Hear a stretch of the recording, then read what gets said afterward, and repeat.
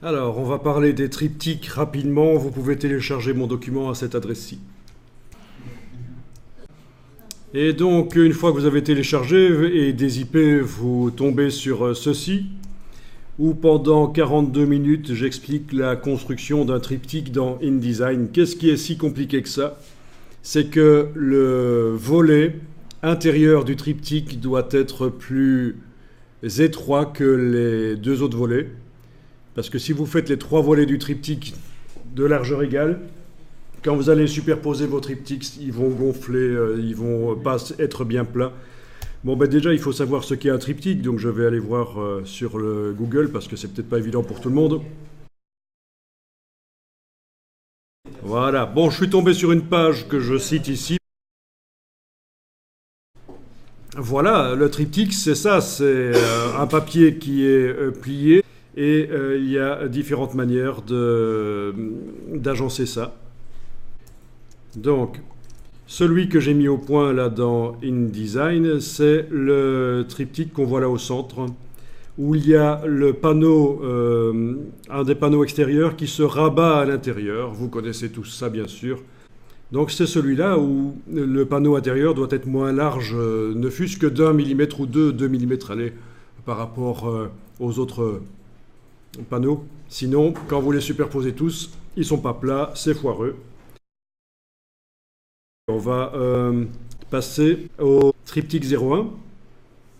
On va aller un peu mesurer ça sur les deux pages recto-verso. C'est du recto-verso, donc ça. Hein. On a deux pages, mais c'est du recto-verso.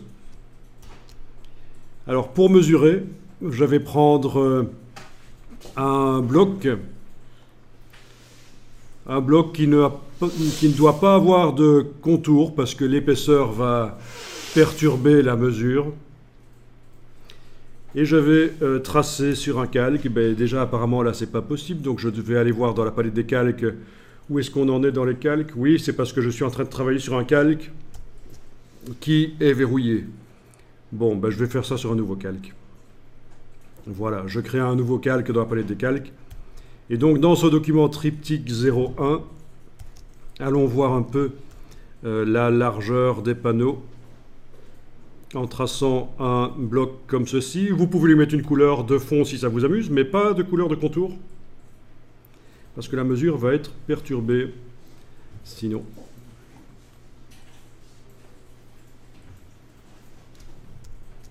Donc, quelle mesure ici? Au niveau de la largeur, on est à 100 mm. Ici, je le déplace. 100 mm aussi.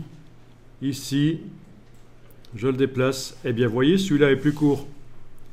Le panneau de droite ici est celui qui est censé se rabattre au milieu du triptyque. Et si je mets mon rectangle de 100 mm, on voit que ça déborde. Je vais redimensionner le rectangle comme ceci. Et on voit qu'il est à 97. Et donc, on a bien une largeur de page A4. 100 plus 100 plus 97, ça fait 297, c'est une largeur de page A4. Donc il faut s'arranger pour positionner en fait les repères. Ben, celui-là à 100 mm de l'origine, celui-là à 200 de l'origine, et il me reste forcément 97 à droite du repère de droite. Tout ça est expliqué dans la vidéo si vous voulez aller plus loin, il y a les deux vidéos qui sont là. Alors, ça, c'est le recto. Et puis, on a le verso. Et forcément, le panneau le moins large se retrouve à gauche, puisque c'est le verso de... Et il faut imaginer que vous êtes en train de retourner la page et le panneau le plus étroit se retrouve maintenant à gauche sur le verso. Donc, voilà mon rectangle de 97 ici. Si je le déplace au milieu, il va être trop court, puisqu'au milieu, c'est du 100. Voilà, il faut que j'agrandisse. Et je suis à 100. Si je déplace celui-là à droite, je serai encore à 100.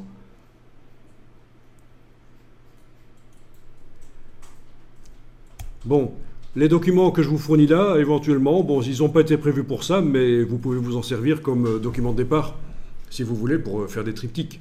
Maintenant, En regardant les vidéos, vous allez savoir faire plein de variantes de triptyques différents formats. Je vais ouvrir le triptyque 02 ici.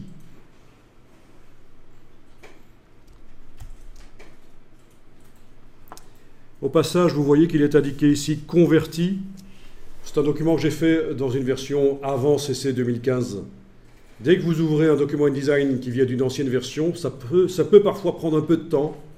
Il est converti dans un format qui est celui de la nouvelle version de InDesign. Et forcément, quand vous allez l'enregistrer, il sera plus lisible dans l'ancienne version.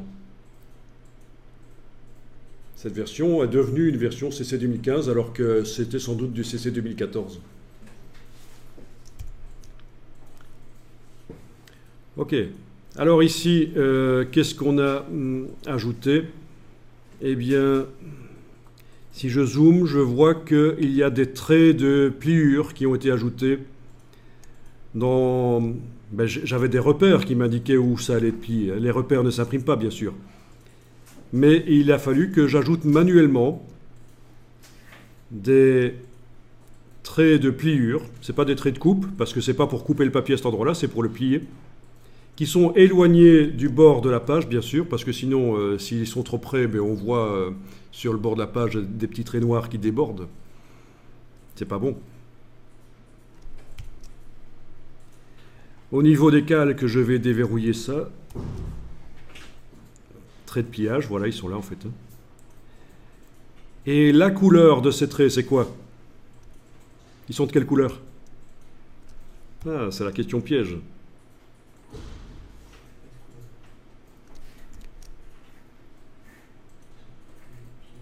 Quelle couleur? Eh bien, ils sont de la couleur repérage. C'est une couleur spéciale qui sort sur toutes les plaques offset. Donc ce n'est pas du noir qui ne sortira que sur la plaque, qui sera que sur la plaque de l'encre noire.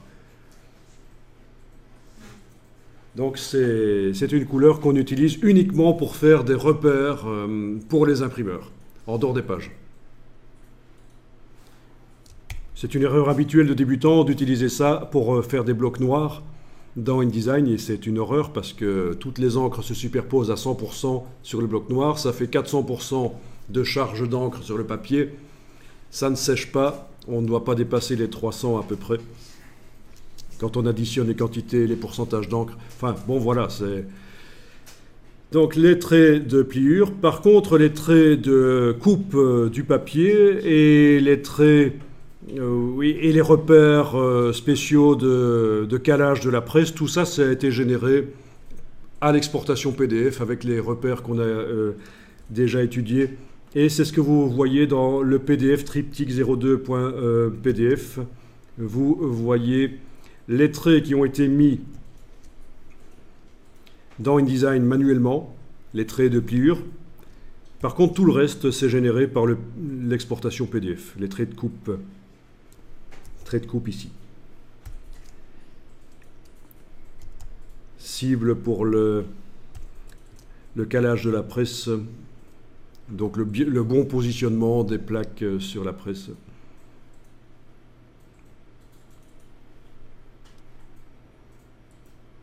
Je reviens dans mon document InDesign. Vous voyez un truc bizarre ici. Il y a 3 cadres. Le cadre noir, c'est le bord de la page. Le cadre rouge, c'est le fond perdu.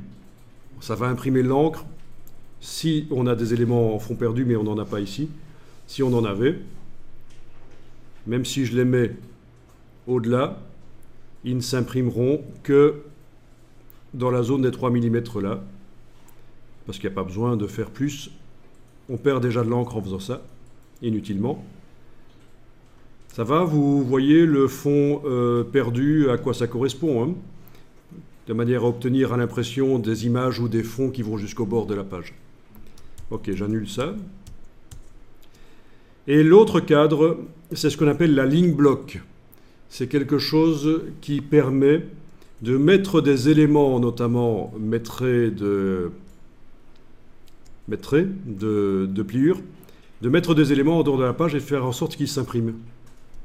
Ça se règle dans le document fichier format de document, fond perdu et ligne bloc.